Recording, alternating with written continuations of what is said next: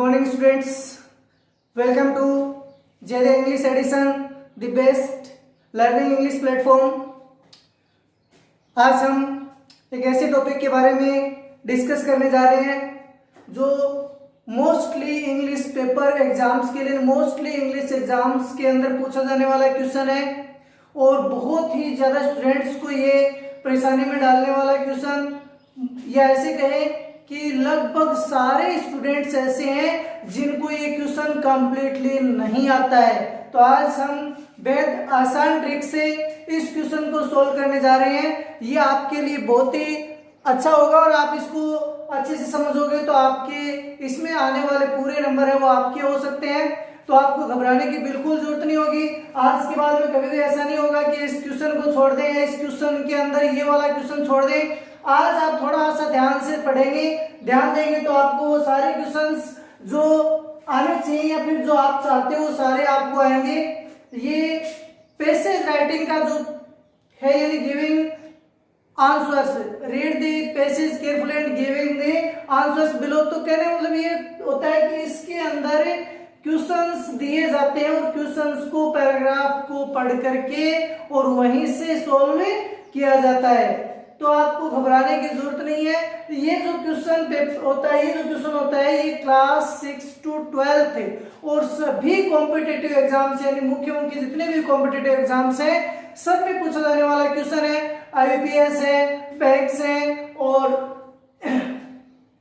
बहुत सारे आईपीएस है, आईएएस आदि सभी के अंदर ये क्वेश्चन है वो पूछा जाता है। तो आपको इस क्वेश्चन को लेकर अब घबराने की कोई जरूरत नहीं है, पर इसको बड़े ही आसान तरीके से, बहुत ही आसान मेथड से हम इसको समझेंगे।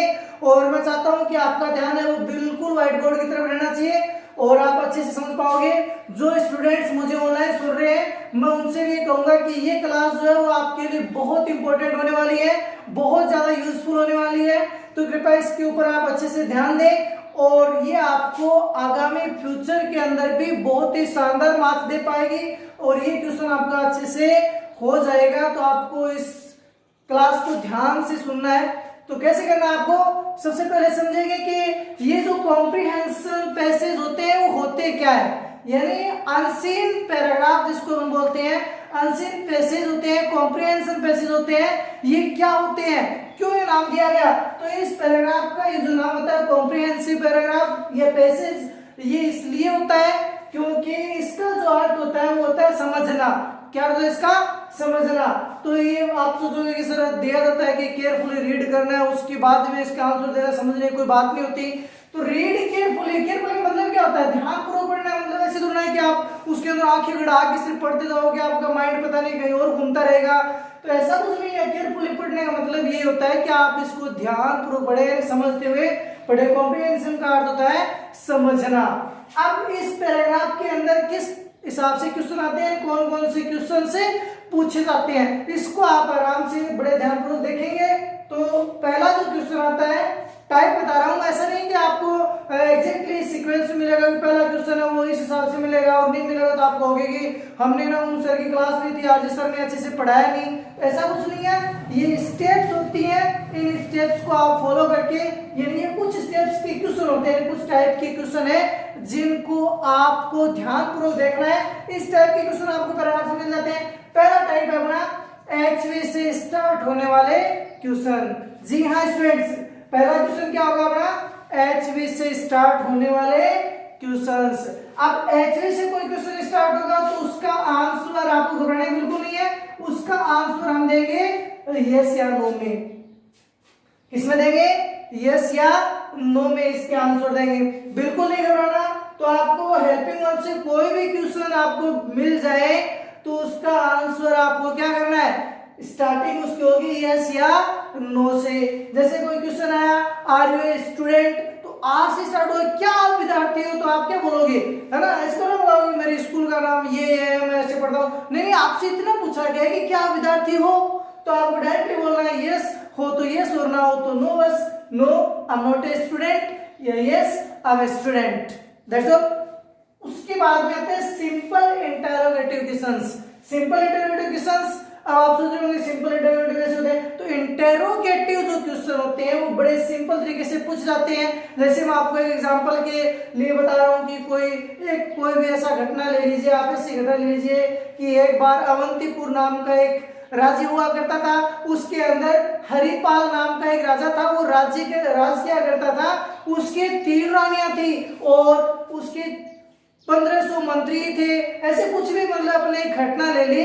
अब क्वेश्चन आ गया कि how many queens the king have, राजा की कितनी रानियां थी, राजा की कितनी रानियां थी। तो इसको आपको बड़े आसानी से आ जाएगा क्योंकि ये हिंदी है और हिंदी आपको बहुत अच्छे से आती है, बिकॉज आपके पास हिंदी के अंदर कॉन्फिडेंस लेवल बहुत अच्छा होता है। तो मैं चाहता हूं कि वही कॉन्फिडेंस आप इंग्लिश के अंदर लेके आओ। इंग्लिश सबकी अच्छी नहीं होती, इस बात से घबराने की जरूरत नहीं है, क्योंकि मोस्टली लैक ऑफ नॉलेज की वजह से या फिर स्टार्टिंग टू स्टडी, यानी जहां से वो स्टडी स्टार्ट करते हैं वहां से उनका नॉलेज है वो अच्छा नहीं होता और वो लास्ट तक जाते जाते बहुत ज्यादा बैक रह जाते हैं। तो ऐसे स्टूडेंट्स बिल्कुल ना घबराएं। सिंपल इंटरोगेटिव जो क्वेश्चन होते हैं उसके अंदर पूछ लिया, जैसे what is the name of the king of Avantipuri, यानी अवंतीपुरी का जो राजा था उसका नाम क्या था। तो आपको बता देना है the Haripal was the king of Avantipuri. ऐसे आप बड़े आसानी से इसका, क्योंकि ये हिंदी है। अब आपके सामने जैसे इंग्लिश का कोई टॉपिक आएगा, कोई पैराग्राफ आएगा तो आप घबरा जाओगे। अब घबराना नहीं है, आपको क्या करना है, अपना कॉन्फिडेंस लेवल हाई रखना है। क्या रखना है, अपना कॉन्फिडेंस लेवल है वो बहुत ज्यादा हाई रखना है। उसके बाद आगे बढ़ते हैं अपन, उसके बाद क्या पूछा जाता है, सेम वर्ड्स और अपोजिट वर्ड्स, यानी सिनोनिम्स और एंटोनिम्स पूछे जाते हैं, यानी अपोजिट वर्ड्स पूछे जाते हैं और सेम वर्ड्स पूछे जाते हैं। और उसके बाद में क्या होता है, टाइटल पूछे जा सकते हैं, टर्म्स पूछे जा सकते हैं। यानी टाइटल और टर्म्स क्यों पूछे जाते हैं, ये 9th क्लास तक के स्टूडेंट से मोस्टली नहीं पूछे जाते हैं। 10th 12th और आगे कॉम्पिटिटिव एग्जाम्स होते हैं उनके अंदर ये क्वेश्चन है मोस्टली पूछ लिए जाते हैं और इनके अंदर आपको घबराने की बिल्कुल जरूरत नहीं है। आपको ऐसा नहीं है कि आप टाइटल ढूंढने के लिए सिर्फ एक वर्ड के लिए आप पूरे पैराग्राफ को अच्छे से आप पढ़ लो और आप फिर भी आपको सही से आंसर ना मिले और आप क्या है आगे क्वेश्चन करने लायक ना रहो, आपका कॉन्फिडेंस बिल्कुल गिर जाए, ऐसा कुछ नहीं करना है। करना कैसे पैराग्राफ को, how to handle the paragraph carefully, इसको अपन हैंडल कैसे करें इजीली, किस प्रकार हम पढ़ें कि अपने जो नंबर्स होते हैं डिसाइडेड ऑफ द कंप्रेशन, यानी इस पैसेज के जो डिसाइडेड नंबर होते हैं वो हम कैसे पूरे लेके आ सके। इसके लिए हम कुछ स्टेप्स पढ़ते हैं। देखिए सबसे पहले अपन जैसे पैराग्राफ देखते हैं उसके नीचे लिखा जाता है, या तो नीचे लिखा होता है या फिर मोस्टली जो बोर्ड एग्जाम्स होते हैं अपने स्कूल के जो पेपर्स होते हैं उनमें ऊपर ऊपर लिखा जाता है read the passage carefully and give the answers given below.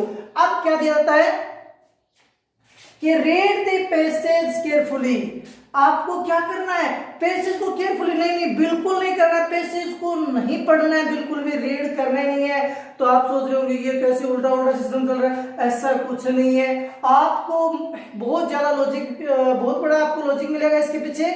आपको रीड द क्वेश्चंस केयरफुली, आपको क्या करना है, सबसे पहले आपको आंख बंद करके डायरेक्ट जाना है, पहले क्वेश्चन पे वहीं जाके आपको आंख खोलनी है, अपने आगे बोलनी है। फर्स्ट क्वेश्चन को आप बड़े आराम से पढ़ोगे, उसका अर्थ क्या है वो जानोगे।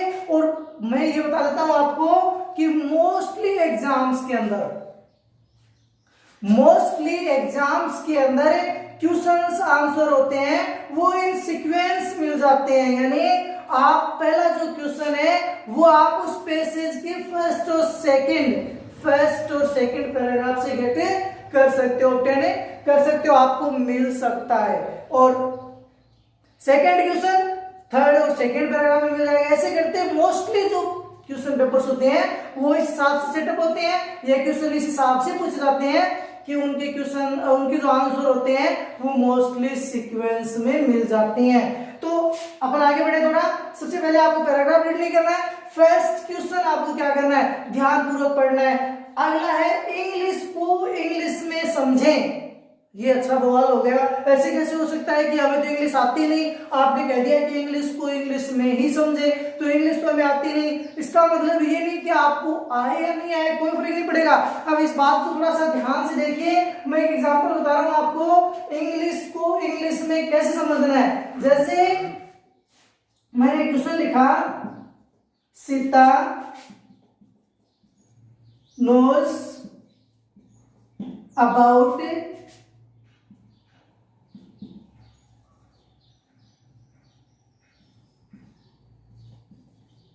टेलीग्राम।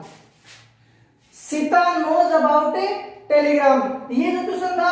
अब मोस्टली स्टूडेंट को ये होगा कि टेलीग्राम का हमें अर्थ नहीं पता होता, हम आंसर पता नहीं कैसे कर पाएंगे, हमें आंसर नहीं आएगा। अरे मत आने दो, इसका पता नहीं आपको, मत होने दो, कोई फर्क नहीं पड़ता। यहाँ देखिए आपके टेलीग्राम का हिंदी अर्थ आपको जरूरत कहाँ पड़ गई। आपका क्वेश्चन पूछा गया आपसे कि who knows telegram, who knows telegram, ये आपसे क्वेश्चन पूछ लिया गया, तो आपको टेलीग्राम को टेलीग्राम ही रखना है, नहीं समझना आपको इसका हिंदी। अब देखना क्या आपको कि Sita knows about telegram, question था कि हु नोज टेलीग्राम, टेलीग्राम के बारे में कौन जानता है, who knows about telegram, telegram के बारे में कौन जानता है। तो आपको क्या याद करना है, इसका पता चल जाएगा आपको, Sita knows about telegram, telegram का आपको अर्थ की जरूरत कहाँ पड़ी, नहीं पड़ी। तो आपको जो मोस्टली वर्ड्स क्वेश्चन के अंदर होंगे वो आपको इंग्लिश को इंग्लिश में ही समझने हैं, जो आपको नहीं आ रहे हैं उनका हिंदी अर्थ लगाने के लिए आप टाइम पास ना करें, इससे आपका टाइम बचेगा और आप बेटर कर पाओगे। उसके बाद में सेम वर्ड्स एंड अपोजिट्स को लास्ट में करें, ये स्टेप बहुत ही इंपॉर्टेंट आपके लिए।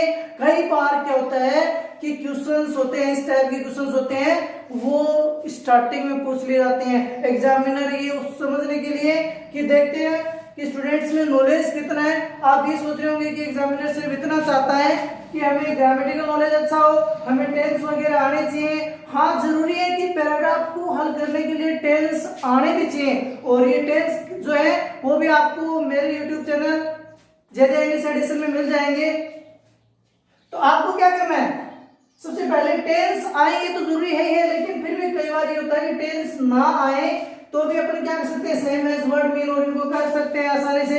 एग्जामिनर ये चाहता है कि टेंस और ग्रामर नॉलेज के अलावा भी स्टूडेंट्स के पास लैंग्वेजिक नॉलेज भी होना चाहिए। तो क्या करेंगे अपन इसके लिए, ये जो वर्ड्स होते हैं इनको अपन लास्ट में करेंगे, यानी सेम एज वर्ड मीन और अपोजिट वर्ड से इनको अपन को क्या करना है, सबसे लास्ट में करना है। क्योंकि कई बार ये होता है कि इस एक वर्ड को ढूंढने के लिए आप उस पैराग्राफ को 2 बार पढ़ लेते हो, 3 बार पढ़ लेते हो, और आपकी कॉपी छीनने का टाइम हो जाता है। एग्जामिनर वहां पर जो भी एग्जामिनर्स होते हैं वो आपसे क्या कर लेते हैं, कॉपी छीन लेते हैं। तो ऐसा आपको नहीं करना है, लास्ट में करना है। लास्ट में करने का एक और लॉजिक ये भी है उसके पीछे कि जैसे आपने सारे क्वेश्चन कर लिए तो पैराग्राफ का मोस्टली पार्ट है वो आपकी आंखों से होकर निकल गया, यानी आपकी नजरों से होकर निकल गया, तो आपको हो सकता है कि इसका जो आंसर है वो अपने आप मिल जाए।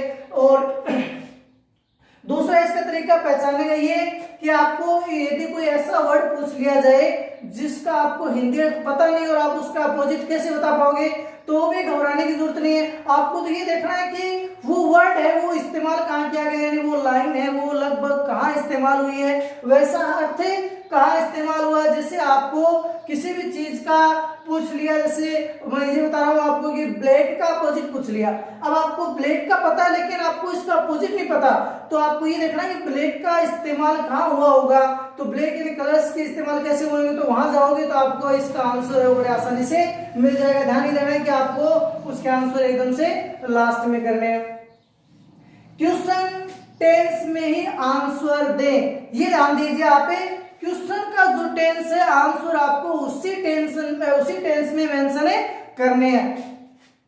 यानी कोई भी क्वेश्चन जैसे हमने यहां लिखा था कि सीता नोज अबाउट टेलीग्राम, तो सीता टेलीग्राम के बारे में जानती है, तो अपन को पता चला ऐसे ऐसे लगा हुआ, इसका मतलब प्रेजेंट सिंपल से लिया गया है, तो आंसर भी आपको किससे देना है, प्रेजेंट सिंपल में ही देना। क्वेश्चन यदि कहीं भी दिया जाए, जैसे एक क्वेश्चन मैं आपको समझा रहा हूं, व्हाट इज योर जॉब, यानी आपका जॉब क्या है, ये क्वेश्चन है। व्हाट इज योर जॉब, आपको पता चल गया है कि इज है वो, इसका मतलब ये प्रेजेंट सिंपल का है, किसका है, प्रेजेंट सिंपल का।